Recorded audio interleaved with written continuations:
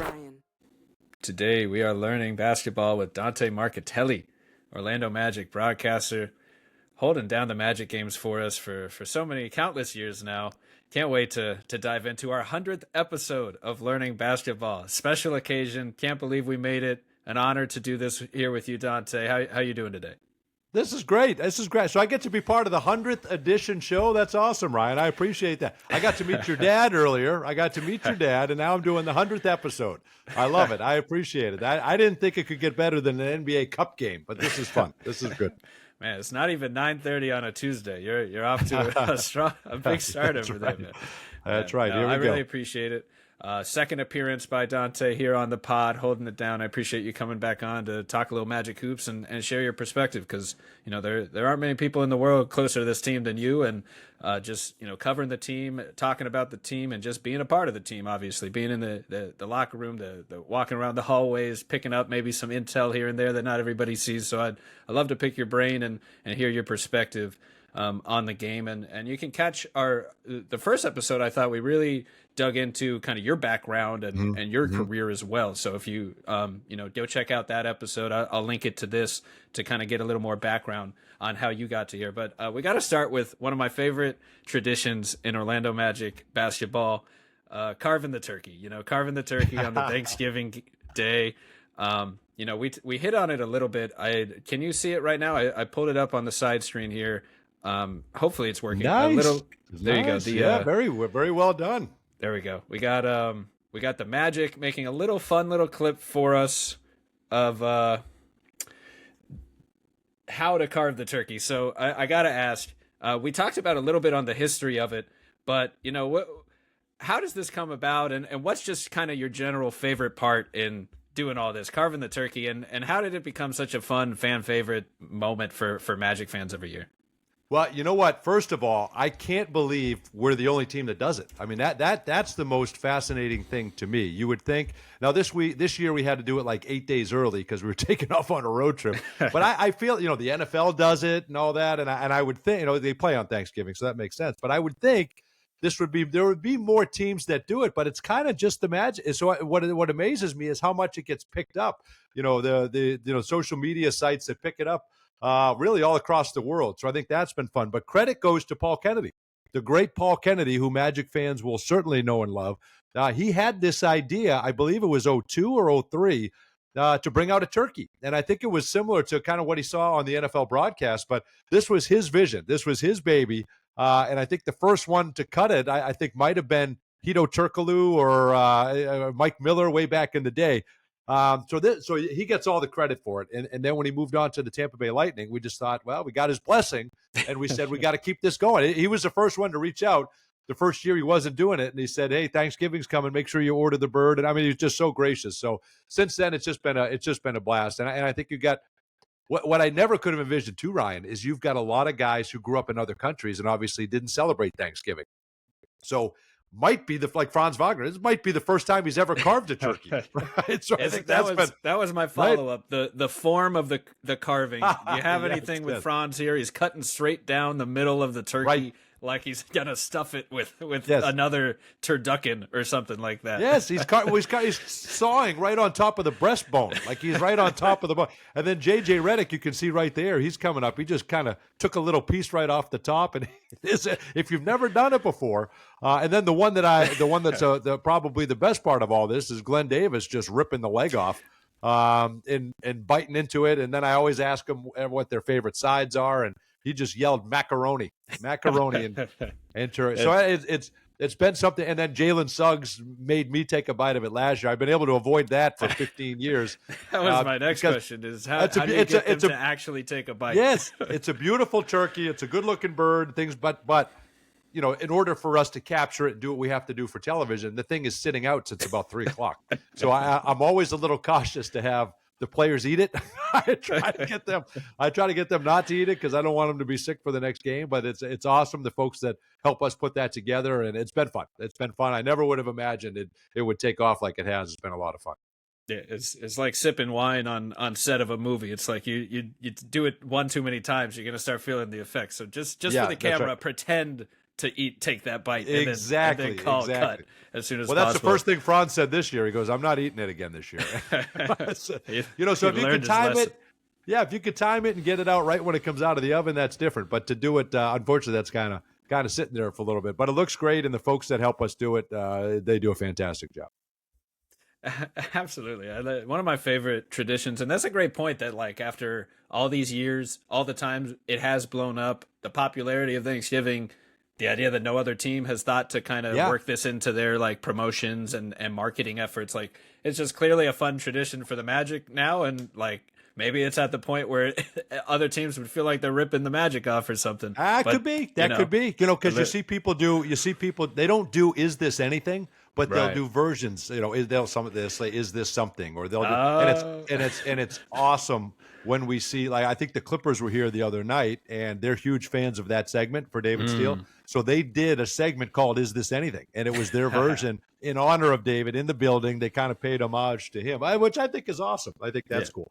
So now, Magic, I'll throw this on Magic fans. Should we? It might be too early this year, but do we, the last game before Christmas, do we hand the winner a present? Like, do we do some sort of give? Is there another tradition we add to it? We'll see what we can come up with. I'm down for anything. Oh wow, I dig it. Just have like magical holiday nights, eight crazy nights of Magic basketball, or there's something there. We'll right. Break we can out workshop some that. We can workshop that. Presents. Magic fans are amazing. We'll see what they come up with. Yeah, and it is super cool that to see other teams honor the "This Is Anything" and pay a little homage to David and Jeff for the fun time they have, and you, of course, with that idea. Speaking of the whole crew, Jeff, David, Kendra, and the whole crew, just shifting to calling games in general, what are your favorite part of calling games when you get the opportunity to call the game? It seems more often you're doing away games now. As well, calling the game in the lead chair there. What is just kind of your favorite part of calling those games? And then also, what is the hardest challenge, especially in the away arenas, that fans may not realize? Maybe you're caught on an angle trying to decipher numbers and jerseys from a certain seat or something, and the better view, the better call you probably have. So I imagine there's maybe different challenges in different arenas and things that fans don't even realize the broadcaster kind of has to deal with throughout that. Yeah, no, it's a great question, and a lot of times, more often than not, you rely on the monitor, which I think is fascinating. There's very few arenas now, Ryan, where you're sitting courtside. It used to be where everybody sat, and now you're getting moved up because there's so much money that can be made. The Magic, at Kia Center is one of the few arenas left where broadcasters are both down on the floor. You're starting to move at Madison Square Garden. Ironically, is another one. They're right down there. I mean, there's nothing like kind of calling a game there.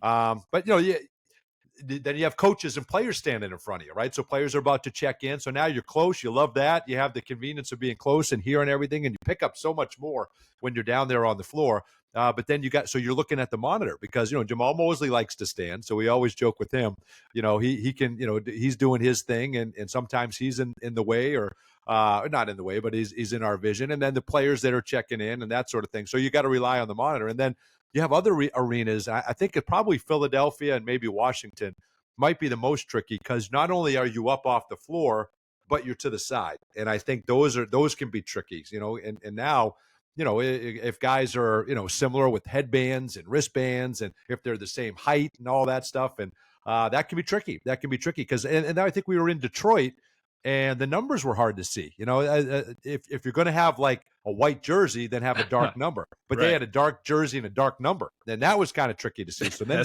then you're really going solely by the guy's face or their profile or whatever you can see, because it's hard to see names and numbers. So I think those are some of the challenges, but there's nothing better, man. I tell you what, the Magic have been so good to me, and to give me this opportunity is something I never would have dreamed of. And I mean, there's one David Steele.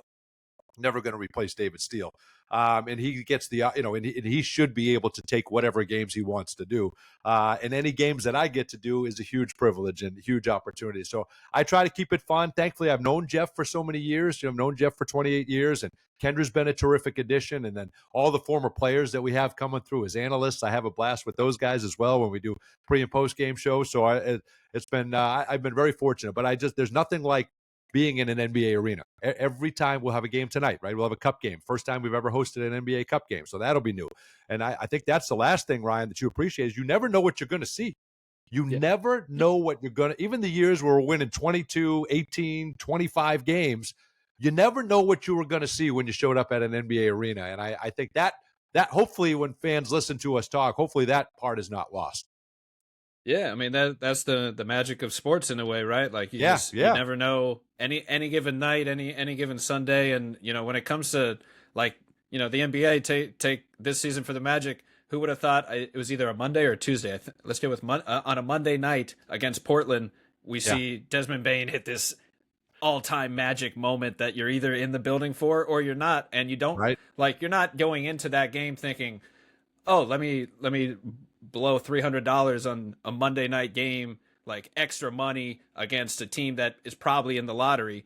You might be thinking before the game. It's funny how much like the matchup and the hype of the teams and the players goes into buying the tickets, but then the game can just go so many different ways that has almost nothing to do with that. It's just its own animal every time, and it's interesting that like basketball can be so similar in so many ways where you in one hand you are playing the same sport 80 times, but on the other hand every game, I think Bill Walton had a great quote on this, like every game, like every concert is a unique experience, like on the idea of like the comparison is the thief of joy kind of idea, like just appreciate that game and those players in that moment for what they're doing and showing.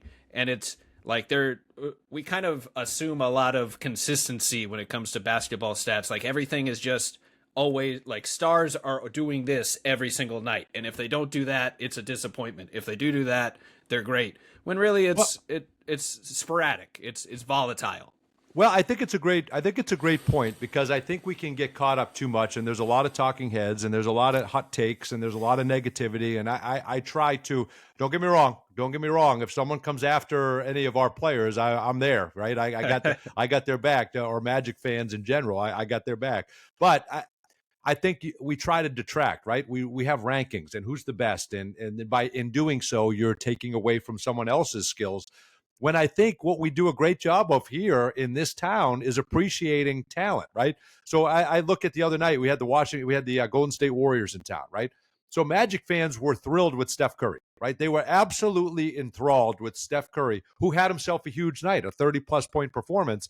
So in it, you want your team to win. Everybody was cheering for the Magic, but also appreciating the greatness that is Steph Curry, because you literally don't know if you'll ever see that again, right? We'll never see that kind of player. But you don't know if he may retire at the end of the year or may be injured. Every time he comes here, same with LeBron James, you don't know if is this the last time we'll see that player in our building?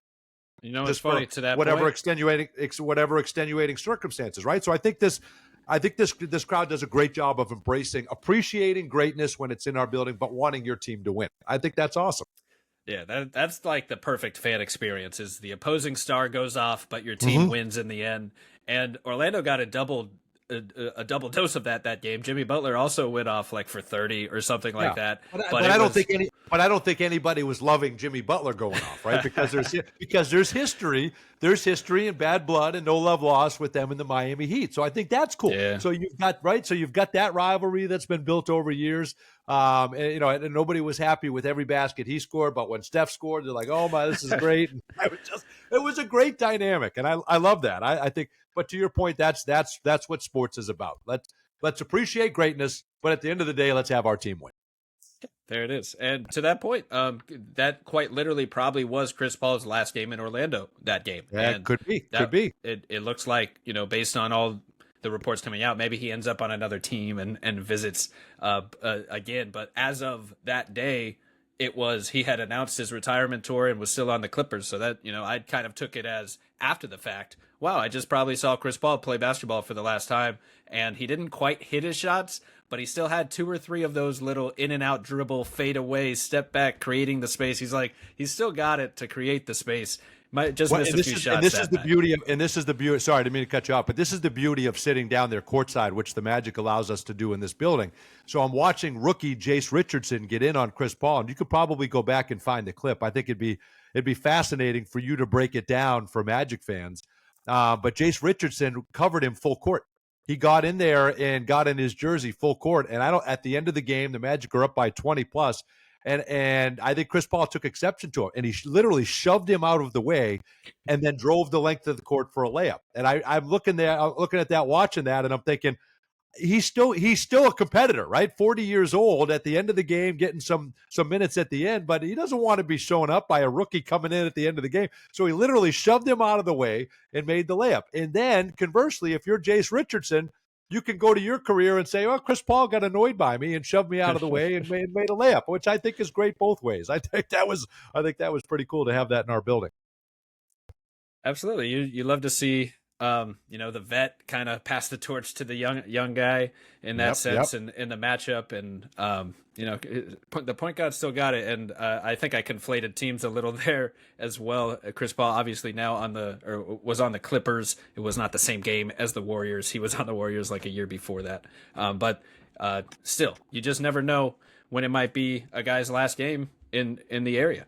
So you just want to appreciate the talent while you can. And on that, what you were saying before, about calling games and the challenges of kind of like just simply seeing the action sometimes for someone that's supposed to be like given the opportunity to call the action, it should be kind of hand in hand working together there. Like, I think fans are very quick to criticize when it comes to that sort of stuff, like anything else, very, very quick to criticize. But in terms of just calling out like broadcasters for maybe making a mistake, it's like there are a lot of challenges in remembering, knowing, recognizing 20 different people by their last name and or number if you can see it on a dime. And mistakes happen, like you said, like some there are some aesthetic similarities between guys wearing headbands and wristbands and all that, where it's you really gotta dial in, and sometimes it's not going to be perfect. Like it's hard to just expect perfection in any role, whether it's the refs making calls, the coach making subs. Like, gotta give a little grace for the broadcasters here to absolutely, as always, try sitting in their seat and you give it a try, and let's see how it goes. Yeah, and you try to minimize those mistakes, but it's going to have, and the monitor that you're looking at isn't always not like the TV that you're looking at in your house, right? So it might have a dark tint to it, or it's not lit well, or so then you're looking at the monitor and still can't tell. So that certainly makes it challenging. But hey, hopefully at the end of the day, at the end of the day, we're there to provide some insight and some support, and we try to have fun along the way. And I think we've got a fun team, and we've got a good chemistry with everybody, and it's been a joy to be able to do it. But again, there's one David Steele, and I just love the fact that he's that he still is interested in doing this as long as he can. Oh, you got it already? You already found it?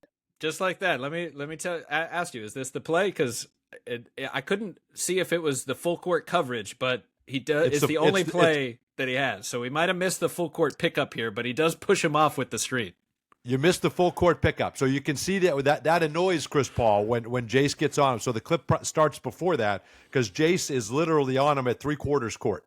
And then Chris Paul comes down, and you could see on his face, that's the beauty of being down there. You could see on his face that it's like, what are you doing? End of a game. But Jase is like, hey, man, I've only got a few seconds in this game. I've got a few minutes to impress someone. If I can pick Chris Paul's pocket and lay it in, that's a legendary lifetime highlight for me. So Chris Paul certainly understood that, but he was not going to be denied on that basket. Right. And that's a great point. He was trying to prove a point, which was a lot of fun. I understand both sides of it, no question.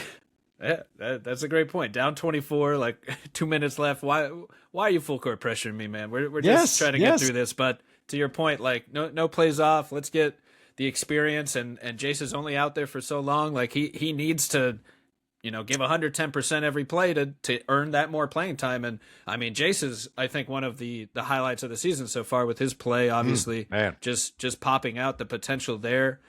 Before we fully shift into the Magic, I know we got about, let's say, 20 minutes or 15 minutes left here. I wanted to celebrate Richie Adubato a little bit and just hear from you. Rest in peace to him, a Magic legend coaching. For me, I think I grew up with him as more of a radio broadcaster, listening to the games, pretty much every single game after the Magic, win or lose, we're throwing on it's 95.9 now, but it was like an AM 760 channel, I think it was on the radio. Yeah, well, it used for to be the ride it used to home. be AM 580, then There it AM is. now it's AM 740, AM 740 and FM 96.9. But you're right, he was on both of those stations for quite some time. You're right. There it is. And, that's just the first thing that comes to mind is, Richie Adubato here calling the Magic post game, riding home with, my dad and brother after seeing some season ticket holder games back in the day. So that's where my mind goes, and listening, appreciating to his analysis and voice, covering the team after the game, and just kind of enjoying that. I just was curious if you could share a little bit of any stories, interactions you may have had with him, or other people talking about him. And I believe you mentioned before just his storytelling ability and his, lessons that he shares are being very valuable.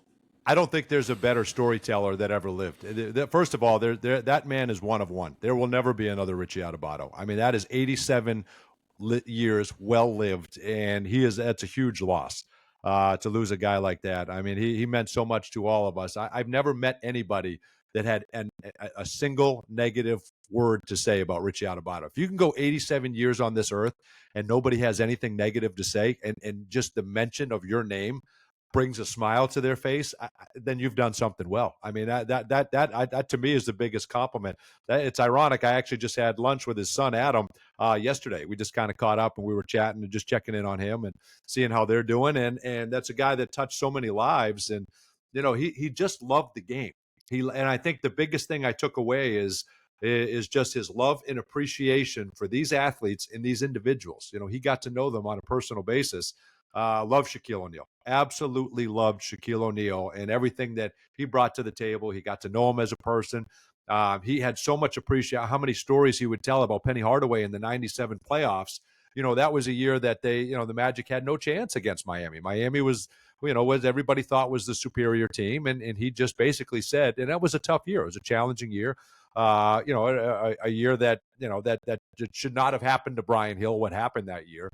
But Richie said, well, okay, I've got to do the best I can. And his best thing that he could do going into the playoffs was to put the ball in the hands of Anthony Hardaway. And he had huge games, at 31 points a game, 2 40-point performances. And Richie would always tell the story, my wife will send me to the store and I can't remember the 3 things that she told me to get, but I can remember every single play from that series, every play that he drew up for Penny Hardaway. And that was a famous line he had, but he could tell stories, and I've heard all of them, but every time he told them, I picked up something different. I mean, that was just remarkable. Everything that could possibly happen to a human happened to him, which is amazing. But the people that he met and the games that he got to coach and the people that he knows and the impact that he left on everyone. I mean, he could walk into a situation, you could drop him in the middle of a room, and within seconds, he would have everybody in that room eating out of the palm of his hand, whether you're a basketball fan or not, hearing stories about people that they didn't even know who they were, but he could tell it. You're just captivated by him. He was a class act, and it is a lesson, in my opinion, Ryan, on how to treat people, because it didn't matter if you were Shaquille O'Neal or someone that he never met, and didn't matter that you could do anything for him. I thought that he just was genuinely interested in people, and that's the takeaway that I have from Richie Adubato. Man, an incredible legacy and person, yes. And just want to celebrate him and his family and his life here on the pod. So, thank you, Richie Adubato, for all that you have done for the Magic and Orlando.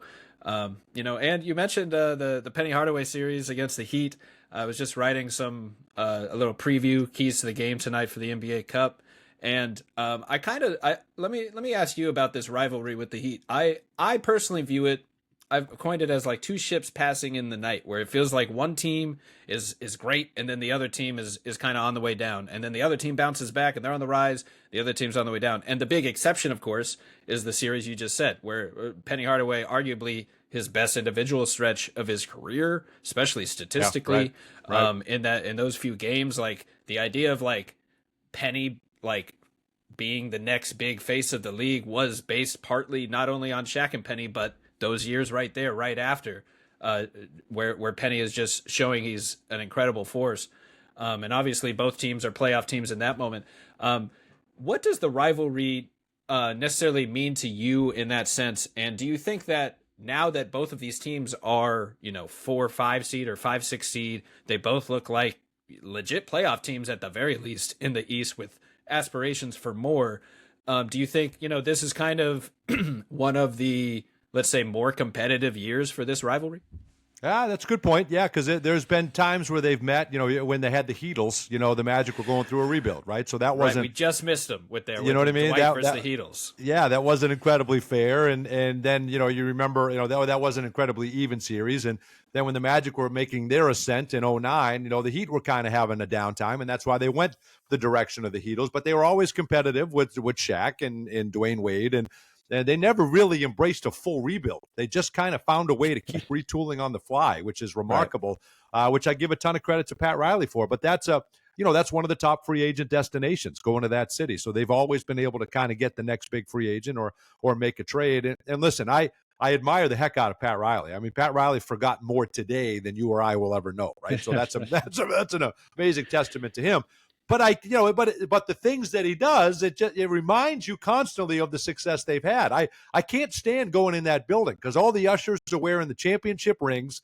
So you got to get on the Wi-Fi, and the password is like 3-time champs or something like that. And then you got, we play them 4 times a year. This time we're playing them 7, which is ridiculous. Wow. I think that's great. You want to get a rivalry back, and you want to stoke the flames for a rivalry. Play a team 7 times in 1 year, right? And that'll do that. So I think that, this is probably the healthiest the rivalry has been. I don't even know how much they considered it a rivalry, really, when they were going through everything they had with LeBron and Bosh and all that. But still, this game always meant something. It was always competitive. It always comes down to the last basket. And you can't convince me that this matchup doesn't mean something to players on both sides. And I love that. And it's going to be as chippy as it's ever been tonight in the NBA Cup game for a chance to advance. And, unfortunately, you don't have Franz Wagner. And, we can talk about that too. Thank the good Lord above.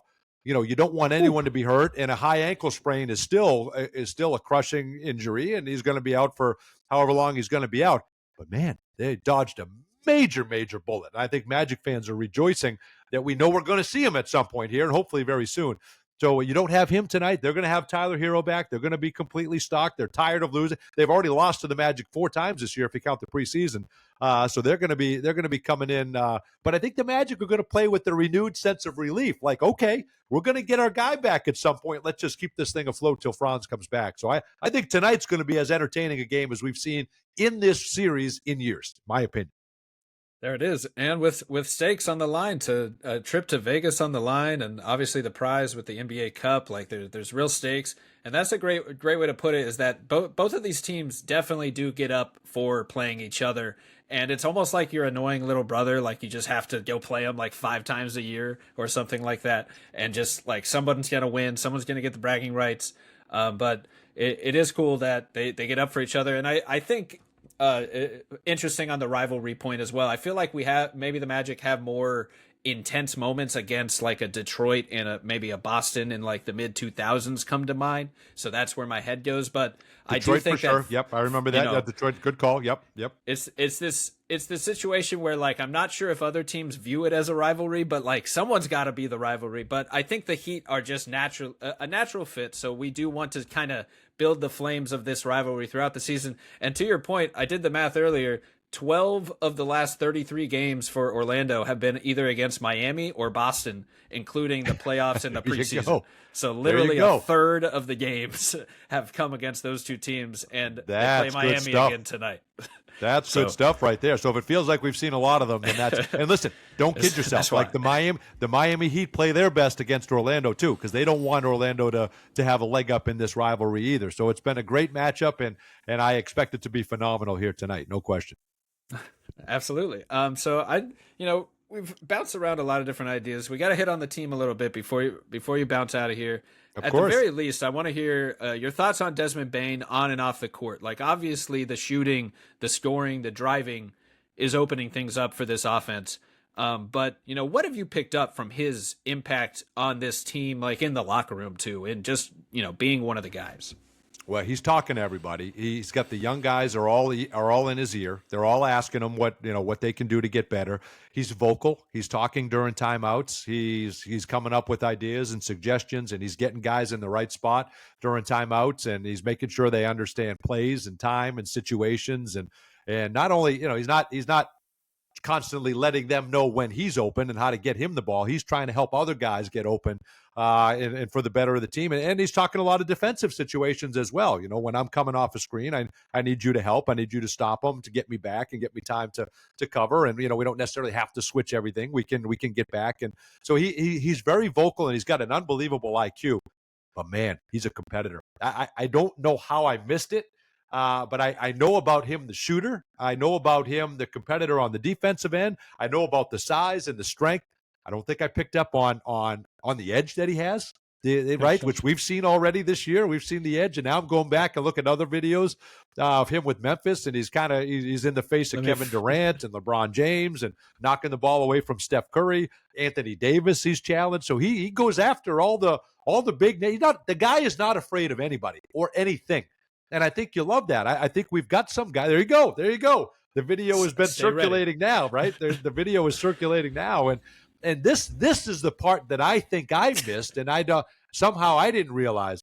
Now, I love the edge that he brings, because I think this young group need that edge if you're going to win a playoff series. If you're going to get to the NBA Finals, you need somebody with an edge, and you need multiple people with an edge. Now, do you need to knock someone to the floor and hit them with a basketball? No, but I find that hilarious. I find that hilarious. That's and why listen, I'm there was, laughing over here. you know what I mean? He was already down. He threw the ball out. There's nothing in the rules that says you can't throw the ball at somebody while they're out of bounds. Now, I got a lot of flack on Twitter. I thought I was being pretty obviously sarcastic when I said he was falling out of bounds on that play on OG Anunoby. Clearly, his feet were cemented.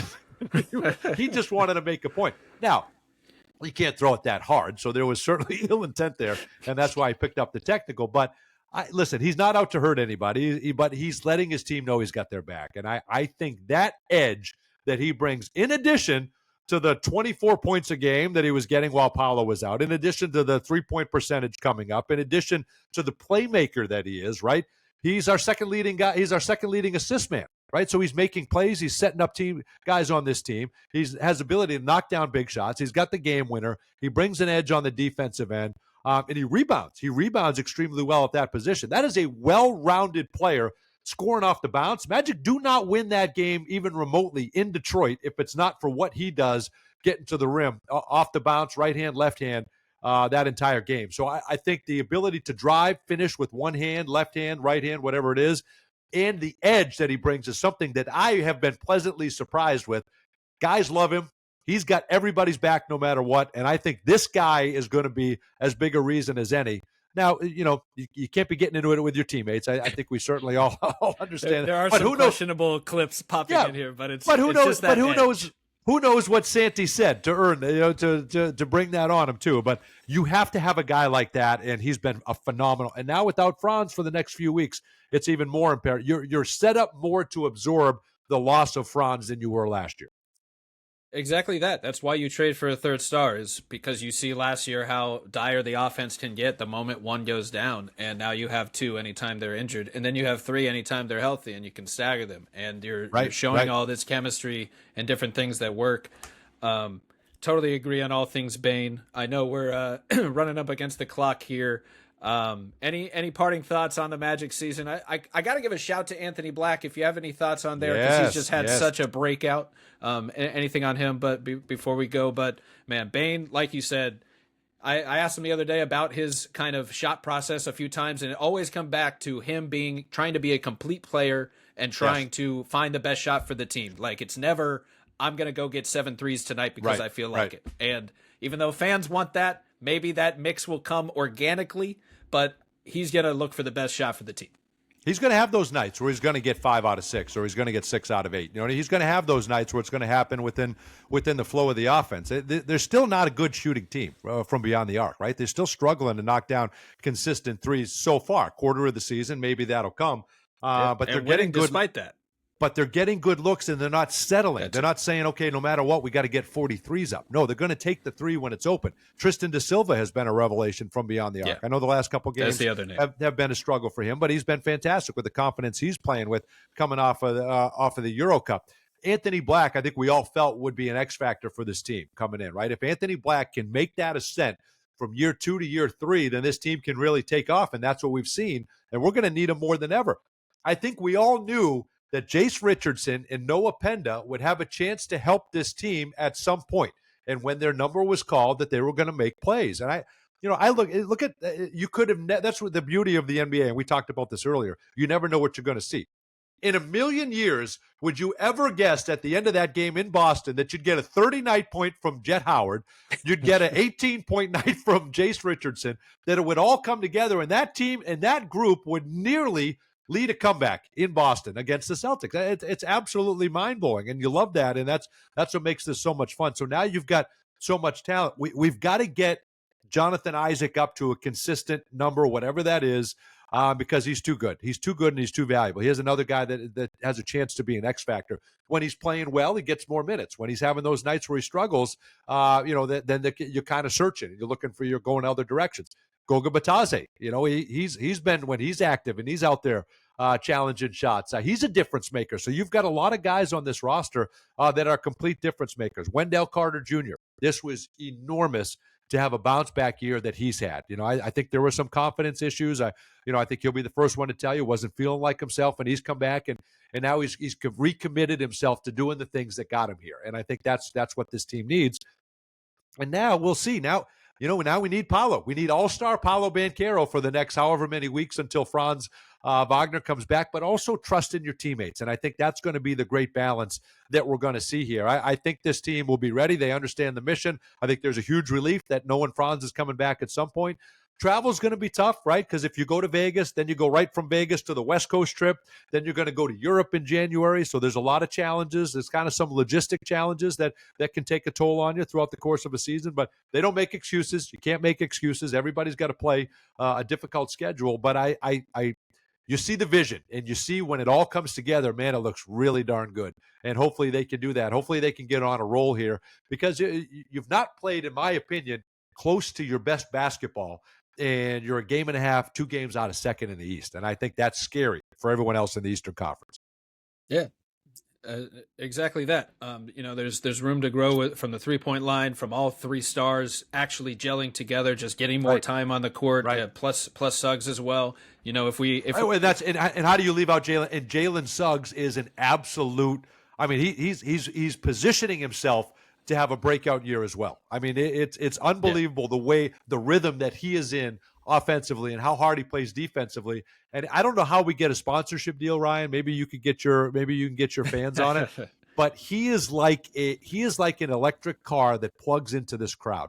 And you know what I'm saying? Like, I don't know. Block of the night. He has a chase down block every game. That can be sponsored. You can just sponsor that. You have to find an electric car that will sponsor him, and that's where the nickname comes in and all that stuff, because he completely gets his fuel and his energy from the home crowd, and it's amazing to see. And you love a guy like Jalen Suggs. Oh man, a fan favorite for a reason. Just hypes up the entire crowd with any hustle play needed. And yeah, great. I'm glad we gave a shout to all these key players here at the end, because we could do a whole nother podcast just on all these individuals. You're right. And then throw out Tyus Jones. I think Tyus Jones went through a stretch where 35 assists and two turnovers.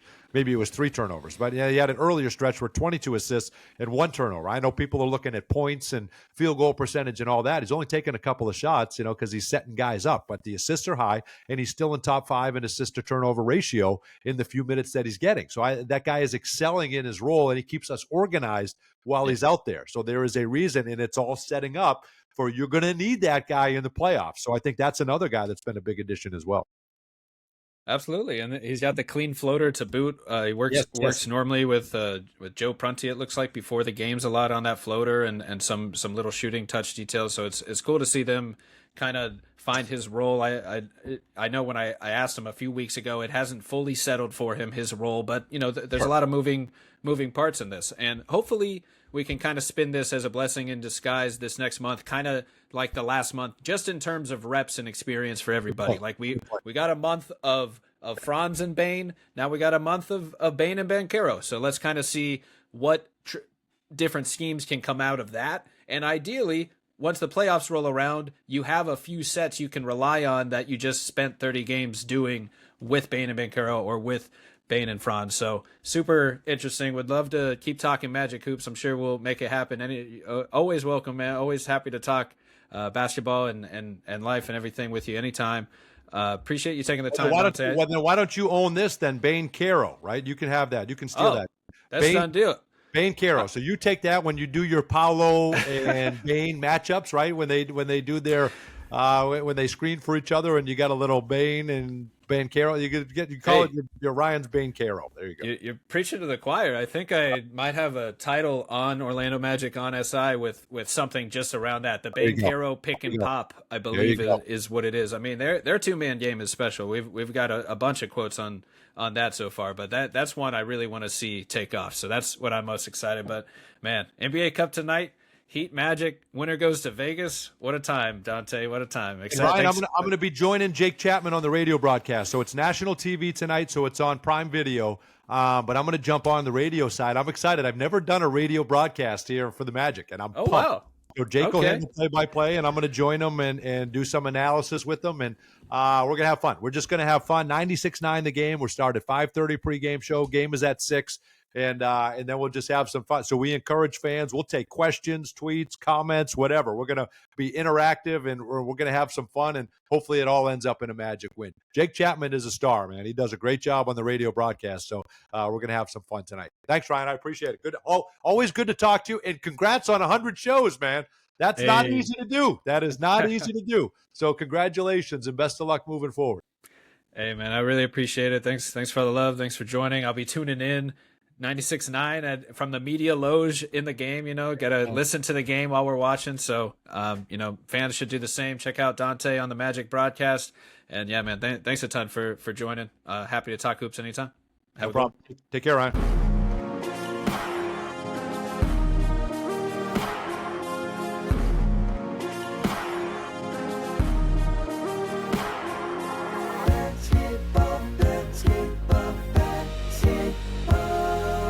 Ryan.